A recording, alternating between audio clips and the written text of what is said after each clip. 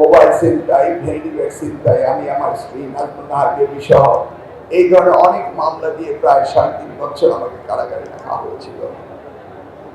আমি ২০০৬ মন্ত্রিত্ব যাওয়ার পর প্রতিনিয়তই কারাগারে থাকতাম এবং কোনো দুর্নীতির মামলা নয়,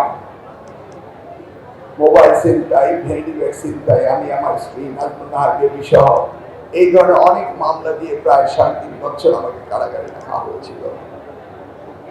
বেরিয়ে আসার পর ভাবলাম সময়টা কাজে লাগায়, একটি পিএইচডি করার চেষ্টা করলাম এবং আমার গবেষণা উপাত্ত ছিল উচ্চতর শিক্ষা বাংলাদেশে, হায়ার এডুকেশনে বাংলাদেশে কি করা যায়, যেহেতু ৫টি বছর দেশমাতা বেগম খালেদা জিয়ার সাথে শিক্ষা প্রতিমন্ত্রীর দায়িত্বে ছিলাম।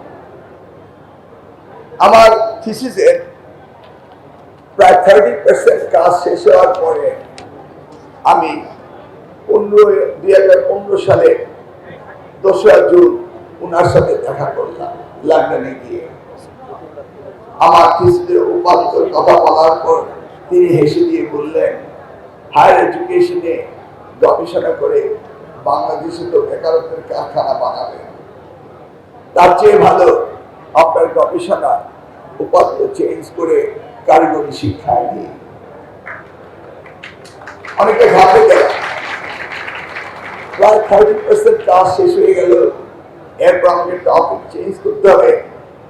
কিন্তু ভাবতেও পারিনি 2015 সালে জুন মাসের 2 তারিখের রাত্রে তিনি আমাকে নিজ কলমে হায়ার এডুকেশনের জায়গাটি কেটে লিখে দিলেন debate, human capital and socio-economic development in Bangladesh through technical and vocational education and training. আর্থসামাজিক উন্নয়নে কারিগরি শিক্ষার ভূমিকা কি হবে এই নিয়ে তিনি আমাকে গবেষণা করতে বললেন। আমি জানতাম না যে আমাদের প্রিয় নেতা আজকের প্রধানমন্ত্রী জনাব তারেক রহমান এত ভিশনারি একটি বিষয়কে তিনি লালন করছিলেন যে বাংলাদেশে এই কারিগরি শিক্ষার বিপ্লব আনতেই হবে। সেই জন্য তিনি আমাকে তৈরিও করছিলেন। আবার আল্লাহর রহমতে শিক্ষা মন্ত্রণালয়ের দায়িত্ব পেলাম। তিনি বাজেট ঘোষণা করলেন, বললেন আমি জিডিপির 5% বাজেট দেব পর্যায়ক্রমে। ডেকে বললেন সবচেয়ে প্রায়োরিটি হবে debate of the technical and vocational education and training. This is a lifelong education. Everybody does indeed need debate.